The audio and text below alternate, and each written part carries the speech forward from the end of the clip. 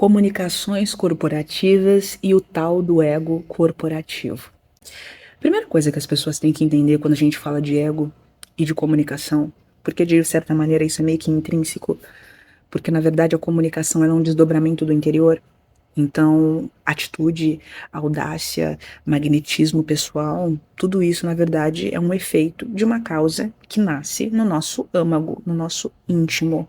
Uma comunicação masculina é fruto de uma essência masculina. Uma comunicação feminina é fruto de uma essência feminina. Isso não se performa, isso se adquire com prática, com tentativa e erro, tentativa e erro, tentativa e erro. E quando a gente fala de comunicação e de ego, e naturalmente de essência, a gente precisa entender que o que se a gente entende como um ego corporativo, não é corporativo, é só o ego. E aí a gente vai questionar aqui, o que é o ego então? Ego, o ego ele é o guardião da centelha, ele é o guardião da essência que você é, inteiro, completo, luminoso. E o ego, ele guarda, ele é um impulso que tem duas ramificações, autossatisfação e autodefesa. Do ego, desses dois impulsos gêmeos de ligação e repulsão, né? Ligação, autossatisfação, repulsão, autodefesa, do ego provém todas as nossas palavras, todas as nossas ações egoístas, que é aquilo que a gente chama que concorre para o mal, né? O que é o concorrer para o mal? Concorre para a separação, para que a gente entenda mais ou menos, tá? Então, concorre para a separação dos seres, dos pares, dos sócios. Uma comunicação egóica é uma comunicação de viés necessariamente mais masculino, tá? Comunicações que concorrem para a unificação, para a união, são comunicações de viés feminino. É assim, essencialmente, o ego é masculino. Então, quando a gente tá, né, numa discussão no plano de trabalho, no plano da vida afetiva, na vida íntima, a gente precisa prestar atenção nisso. Por quê? Porque quanto mais masculino uma pessoa está diante da vida e mesmo diante da comunicação, mais individualista ela está. Mais individualista ela está. Isso é uma constituição inata da consciência masculina e necessariamente do que é o ego. Porque o ego, ele é um agente dado pelo Criador para guardar a nossa individualidade. Para guardar a nossa individualidade. Só que ele precisa ser doutrinado, ele precisa ser coordenado, equilibrado, direcionado e construído para que a gente entenda. Pô, então eu vou permitir que se aproxime de mim aquilo que é bom para o meu eu. Eu vou permitir que se afaste de mim aquilo que faz mal para o meu eu.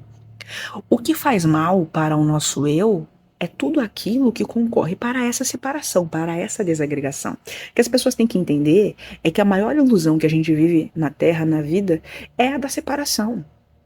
Se você tá bem, eu tô bem. A física quântica já sabe disso, né? Existe lá a experiência da dupla fenda, que revela que estamos ligados por fios invisíveis, tudo é onda. E esse vídeo que vocês veem estabelece uma conexão fluídica comigo. O meu bem-estar reverbera automaticamente no de vocês e vice-versa. E o mal-estar meu, e assim é. Estamos todos emaranhados quanticamente. Né? A física quântica já tem estudado isso, já tem validado isso cada vez mais, mais, mais. E quando a gente fala da trilha da ciência, a gente percebe que, cientificamente falando, a ciência tem se aproximado no decurso do tempo cada vez mais de um olhar metafísico sobre a vida, mais místico. Ela não tem se distanciado de Deus. Ela tem se aproximado mais. A ciência só não fala que é Deus por ego, por orgulho, por arrogância. E quando a gente traz isso para o campo profissional, para o campo corporativo, é a mesma coisa. Prosperidade relacional no campo dos trabalhos é uma prosperidade que nasce no campo do espírito. Então a gente tem que cultuar no plano do trabalho atributos espirituais. Virtudes. O que são virtudes? Luminosidades da alma. Então, se eu quero prosperar materialmente, se eu quero prosperar fisicamente, eu preciso entender isso. E iluminar e irradiar a luz. Ser humilde. Ser humilde. Não julgar ninguém e não me julgar inferior a ninguém. É enxergar as coisas como elas são. Eu não vou falar que eu sou um pobinho, coitadinho, sendo que eu não sou. Eu sou bom no que eu faço. Se é verdade, reconheça. Você não é arrogante porque você sabe que você é bom. Ao contrário, você é humilde. arrogante você seria se você dissesse que você é mal, porque você, na sua cabeça, as pessoas vão se sentir mal sabendo que você é bom, sendo que você é.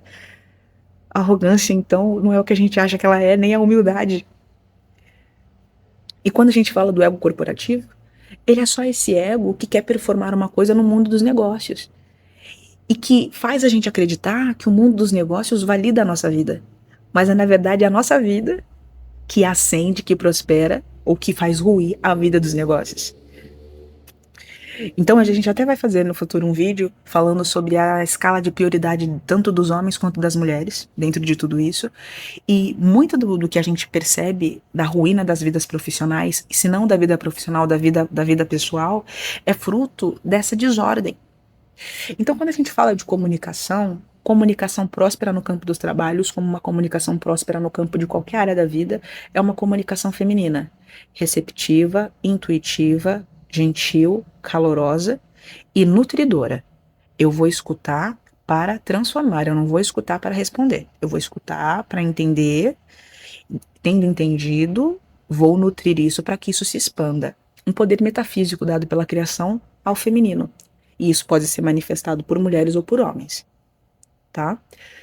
Assim como consciência masculina pode ser manifestada tanto por homens quanto por mulheres, tá bom? Então, a liderança relacional dentro de uma empresa, bem como dentro do lar, é feminina, é intuitiva, é calorosa. Por quê? Porque ela fala ao espírito. O masculino fala a forma, fala a execução de maneira mais fria mesmo. Só que a gente pode ser frio, desde que a gente tenha trabalhado os afetos antes. Então, queridos, vou mistificar aqui alguma coisa assim, pessoal. É muito contente na presença de todos vocês aqui. É muito bom tê-los aqui. Eu agradeço a colaboração de todos, porque nós estamos reunidos aqui trabalhando para algo maior, né? Então, por exemplo, vendo o celular, poxa, de que maneira, né, os celulares têm aproximado as pessoas, e você vai falando no interior das pessoas, para que elas entendam que o trabalho que elas fazem é um trabalho, se a gente for ver em última instância, é um trabalho de aproximação do divino. E é assim que deve ser. Muitas pessoas estão depressivas nos seus trabalhos porque elas falam: meu, esse trabalho serve para quê? Eu tô fazendo o quê com esse trabalho? Esse trabalho tá afetando a vida de quem para melhor? Tô vendendo o celular, mas ela tem que entender o que subjaz a venda, o que subjaz o que ela faz. Nós estamos criando aqui momentos de conexão. É claro que o que cada um vai fazer dessas conexões é problema de cada um, mas estamos sendo um instrumento de progresso tecnológico, enfim, agropecuário, sei lá, eu falando qualquer bobagem, você entende? E você fala o imo dos colaboradores. E aí você amarra com masculinidade. E para que a gente atinja esses anseios e tudo isso, a gente precisa de foco, determinação e objetividade. Então, ó, a gente vai trabalhar assim, assim, assim. Veja, eu posso ser firme, eu posso ser objetivo no meu jeito de falar e ainda assim doce. Eu posso chegar em você e te dar um feedback mais racional. Olha, eu acho que dá para ser melhor o que você trouxe, tá? Eu mudaria isso, aquilo. Veja, eu não fiquei floreando, mas o meu tom de voz foi atencioso, não foi? Foi caloroso, não foi? Mas também sóbrio, não foi apaixonado. Aqui então a gente tem uma mistura de comunicações, feminino e masculino. Abençoado é aquele que domina as duas consciências e que se esforça para exprimir ambas as consciências nas suas relações. Esse é o líder. Porque até quando a gente fala de que a liderança nas relações é do feminino, isso é verdade, mas isso diante de um feminino que absorveu masculinidade, não o feminino sozinho. Feminino com masculinidade. Esse é um feminino maduro. O que é uma masculinidade madura? Masculinidade com feminilidade. Um sempre está na dependência do outro. Isso não se separa, isso é indissociável. Entende? Então, para que vocês entendam que quando a gente fala de ego corporativo e de comunicações no meio corporativo, a gente está falando de ego e a gente está falando de consciências.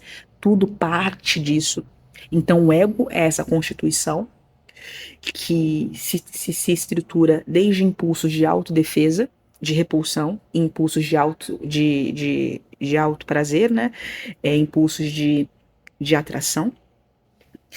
E a gente tem que entender que muitas das vezes, quando a gente está no mundo corporativo, quando a gente dá uma resposta mais assim ou mais assado, é fruto disso. É fruto de autossatisfação e autodefesa. E tudo bem, mas a gente tem que entender, será que eu estou sendo profissional agora? Eu tô percebendo que eu tô querendo repelir fulano ou fulana, ou uma ideia, ou que eu tô querendo fazer prosperar uma ideia mais assim, mais assado, mas isso é para o bem comum ou isso para o meu bem íntimo pessoal? Quanto mais as respostas nos ambientes corporativos se aproximarem de uma resposta que visa o bem comum, mais perto de uma liderança genuína você estará.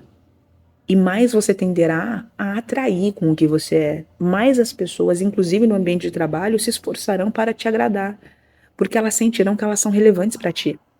Isso é real. As pessoas, é louco isso que eu vou falar. As pessoas, elas são capazes de trabalhar por um mau salário se o ambiente onde elas estão tem humanidade. É claro que um líder virtuoso, ou seja, aquele que iluminou a sua alma, o seu âmago, o seu imo, e tem absorvido se ela é mulher, o seu masculino, ou se ele é homem, o seu feminino, é claro que ele, se ele tem a consciência de que, poxa, nós somos prósperos e somos prósperos pela dedicação de cada um que está aqui, é claro que ele se alegrará em abençoar a vida de quem abençoa a vida dele. Isso é reciprocidade. Isso é reciprocidade afetiva e isso é reciprocidade moral. Isso é reciprocidade espiritual até mesmo. E quanto mais reciprocidade moral, espiritual, virtuosa existe nas relações, mais prosperidade há, como consequência em decorrência disso tudo daí. É isso que as pessoas têm que entender. Então, quando os líderes, não os chefes, mas os líderes perceberem isso, eles não vão se importar. E mais, eles se esforçarão mesmo para cultuarem um relacionamento sadio com os seus mentorados, mentoreados, né? Mentoreados, na verdade. Porque eles sabem que é da sanidade dessas relações e de como os seus colaboradores se sentem frente à sua presença, é que eles dão mais. Você entende isso? É um assunto mais complexo, a gente vai falando mais nos próximos vídeos. É isso, muito obrigada e até o próximo vídeo.